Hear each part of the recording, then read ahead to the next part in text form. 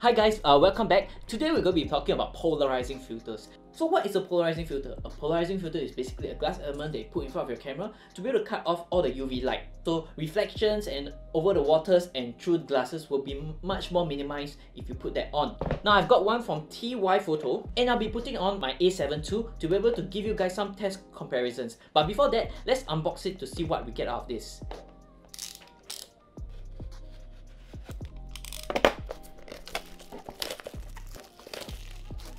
So basically for you guys who do not know, there are different filter thread sizes. So how can you find out from what is the filter thread size from your lens? You can either look at it from the side or look at it at the back of the lens cap, which probably tells you how big it is.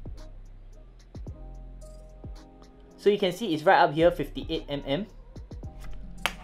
So the filter thread size I got for this is 58 mm. So basically in the box I've got this welcome tag, a lens cloth, and the thing itself. So there's nothing fancy about it, just a glass element like I mentioned.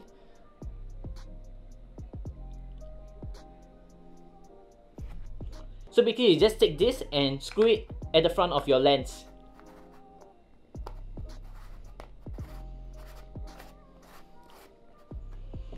Basically how it's installed is exactly like an ND filter. An ND filter is used to be able to cut off light, while polarizing filter will be able to cut off UV light. That's it. I'm going to bring this camera out and my A6400, and you guys going to have a side-by-side comparison between the photos I've taken with and without the polarizing filter. So follow me and let's go. So before we start our video and photo comparison, I need to let you guys know that the photos and the videos you're about to see is unedited and doesn't have any Lightroom preset nor LUTs attached to it. So what you see is really what you get. So this is the first photo taken at Marina Bay Sands in Singapore. You can see that there's minimum water reflection on the after photos. Not just that, you can see even more contrast in certain colors of the after photo. As we use the UV filter and go into the pond, you can see that they are able to see all the small details of it, the fishes and even all the other plant life under the water, compared to the one on the left which you only see the reflection of the sky. So if you really need details into the water or onto reflective surfaces, you will definitely need this polarizing filter. So our next location was actually at Jewel at Changi Airport, which is the building on the right. You can see that the glass on the right has more clear colors compared with the one on the left, as a lot of the reflections has been cancelled out. Not only that, you can see certain contrast in certain colors compared with the before photo.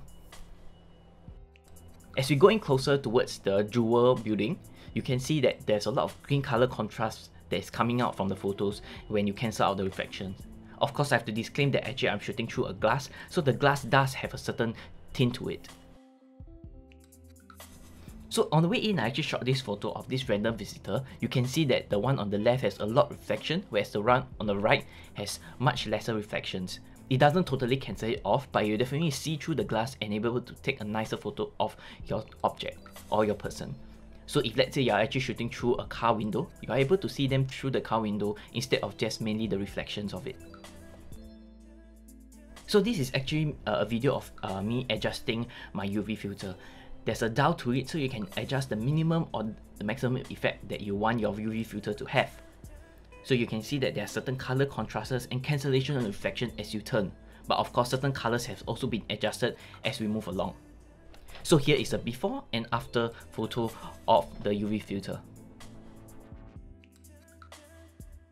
So here is another video of me shooting through a glass. If you're planning to shoot through a glass out of the window, you will definitely need this UV filter. So here is a before and after photo. As we move on to our last video sample of the UV filter, you can see that there's a lot of reflection of the water at the start. As I dial in, the reflections on the water miraculously disappear. So let's move on to our last few photos as we compare the photos side by side. This photo is taken from the top, but you can see at the reflections of the water is completely cut off. Sometimes you will want this effect, sometimes you wouldn't want this effect, as you will bring in less light when you turn in to the maximum effect of the UV filter.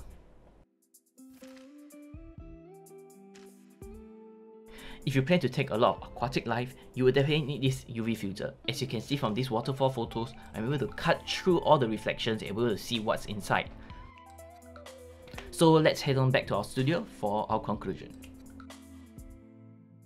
So now, after one whole day of bringing this out and all of the different test shoots that I've done with this polarizing filter, I'm ready to give my conclusion about this. For polarizing filters that cost about 30 to about 200, I would say polarizing filters are really a worthwhile investment. First of all, polarizing filters act as the first layer of protection for your lens. I'm sure you'd rather replace a filter than to replace a lens. A lens is far more expensive than a filter. As you guys can see from the comparison photos, this polarizing filter is able to filter out reflections and certain glares the normal lenses can't. So if let's say you're in front of a glass element, it's very helpful to have a polarizing filter as it filters out the reflection and the glare that comes from it. There's one downside towards having this polarizing filter. Okay, polarizing filter, as you can see, although it can take away certain glare, there's some changes to the color temperature towards it. And if you're like me and have an ND filter along with it, it will likely change the ND filter adjustment as you go along, as this is both attached towards the second filter that is surrounding it. Now, just to let you guys know, the ND filter that I bought costs about $30.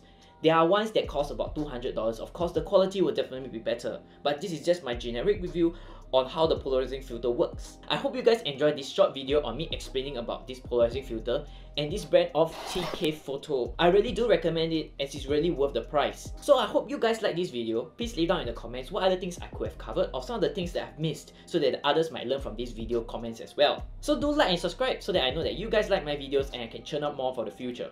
If not, I hope this video has been helpful and I'll see you guys in the next one.